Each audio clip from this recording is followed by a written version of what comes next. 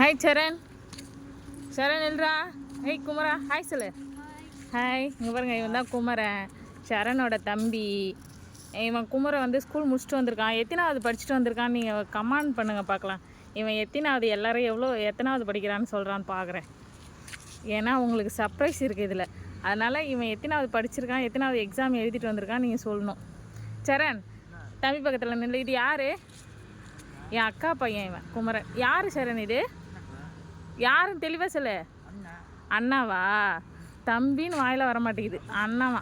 அப்புறம் சரண் பாருங்கள், பாருங்க காலை கட்டுறடே. ஏன் ட்ராயர் போட்டிருக்கானா அங்கே பாருங்கள் காலில். நேற்று வீர தளம்பு.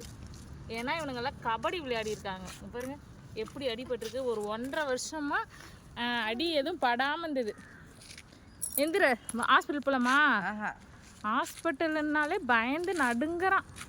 எல்லாரையும் கடைக்கு கூப்பிட்டு போகிறேன். கடையில் போய் வீரத்தழும்பு எடுத்துகிட்டு வந்ததால் பரிசு. போய் ஸ்நாக்ஸ் வாங்கிட்டு வரலாம், ஸ்நாக்ஸ் வாங்கிட்டு வரலான்னு ஒரே அலப்புற சரண். அண்ணன் கூட போகணுன்னு. அதனால் கடைக்கு கூட்டிகிட்டு போயிட்டுருக்கேன். ஏய் சரண், பாய் சொல்லு.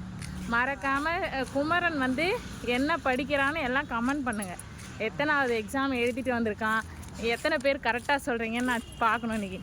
அதுக்கப்புறம் நாளைக்கு இதே டைமுக்கு வீடியோ வரும். அவன் எத்தனாவது படிக்கிறான்றதை நான் சொல்கிறேன். கரெக்டாக ஜட்ஜ் பண்ணி கமெண்ட் பண்ணுங்கள். பாய் சொல்லு சரண். குமரன் ஊருக்கு போகிறதுக்குள்ளே தம்பி சொல்லணும், சரியா? ஓடுறான் பாருங்க அப்படி. பாய். சப்ஸ்கிரைப் பண்ணிடுங்க மறக்காமல்.